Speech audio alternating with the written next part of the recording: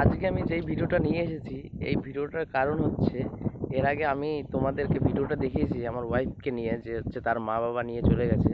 তো সেখানে অনেকেই অনেক ধরনের কমেন্ট করেছে।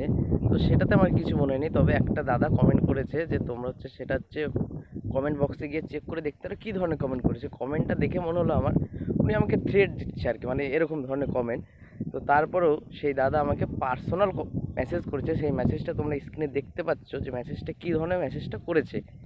তো আমি সেই দাদাকে একটা কথা বলবো যে আমি যখন 12 বছর ধরে প্রেম করছিলাম, যে ওর সাথে যখন রিলেশনশিপ ছিল 12 বছর ধরে, তখন তুমি দাদা কোথায় ছিলে?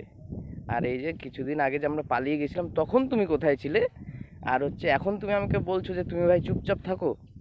না, তুমি আমার জায়গাটায় থেকে কখনো রিয়েলাইজ করেছো যে ছেলেটার ভেতরে কি হচ্ছে না হচ্ছে? আমি তো তোমার জায়গা থেকে বলছি যে তোমার কথাটা বলা ঠিক হয়েছে, কিন্তু আমার জায়গাটা একটু ভেবে দেখো। আমরা রাস্তা চলার পথে অনেকজনকে দেখি, কারো হাত নেই, কারো চোখ নেই, কারো চোখ কানা এরকম ধরনের।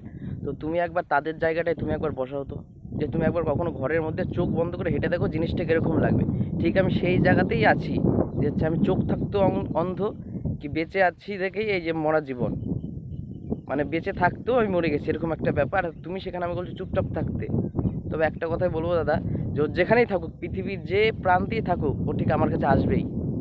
তখন আমি তোমাদের দেখিয়ে দেবো কে চুপচাপ থাকে, কে আর কি কথা বলে। তুমি যে কথাটা বলেছো সেটা আমি সবাইকে দেখাচ্ছি, এবং তুমিও দেখো জিনিসটা কি করেছো তুমি, মানে করার সময় তুমি একবার ভাবলে জিনিসটা কি হতে পারে। তো দাদা, আমি তোমাকে একটা কথাই শুধু বলবো, কभी आओ तो मेरे दरबार में, तुमको तो खातिरदारी करने का तो मौका तो दो।